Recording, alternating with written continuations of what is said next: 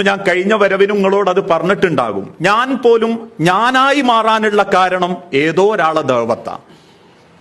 10ാം class 1998 കഴിഞ്ഞ് എന്റെ പ്രസംഗത്തിൽ നിങ്ങൾ കേട്ടിട്ടുണ്ടാവും, എന്നാൽ നിങ്ങൾക്ക് വേണ്ടി പറയാ.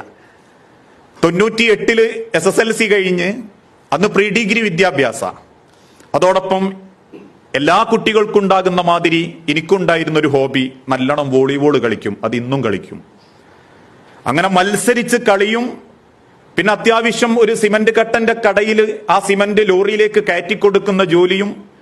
എന്നാൽ എന്നും സമരവും അടിയും പിടിയും രാഷ്ട്രീയ തല്ലുള്ള പ്രീ ഡിഗ്രി ബാലുശ്ശേരി അക്കാദമി കോളേജിൽ ആഴ്ചയിൽ ഒരിക്കലോ 2 ദിവസമോ അങ്ങനെ പോയിക്കൊണ്ട് ആസ്വദിച്ച് ജീവിക്കുന്ന സമയത്താണ് ബാലുശ്ശേരി കൊയിലാണ്ടി റോട്ടിൽ ഓടുന്ന ബസ്സിലെ ബസ് കണ്ടക്ടറായിരുന്നു എന്റെ വാപ്പ അദ്രൈമാൻ. അദ്രൂന്ന നാട്ടുകാർ വിളിക്കുക.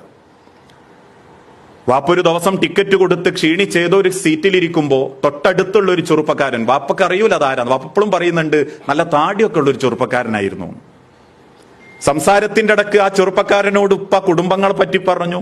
അപ്പൊ ആ പറഞ്ഞ കൂട്ടത്തിൽ പറഞ്ഞു, മൂത്തോനൊരുത്തണ്ട് 10ാം ക്ലാസ് കഴിഞ്ഞപ്പോ തേരാപ്പാര നടക്കുകയാണ് എന്ന് പറഞ്ഞ കൂട്ടത്തിൽ ഈ ചെറുപ്പക്കാരൻ ഉപ്പാനോട് പറഞ്ഞ പോലെ, എടവണ്ണ ജാമിയ നദുവിയ എന്നൊരു കോളേജ് ഉണ്ട്, നിങ്ങൾ അവിടെ കൊണ്ടുചാക്കിക്കോളൂ, തിന്നാനും കിട്ടും, അതിന്റെ ഉള്ളിൽ വലിയ സ്ട്രിക്റ്റുമാണ്.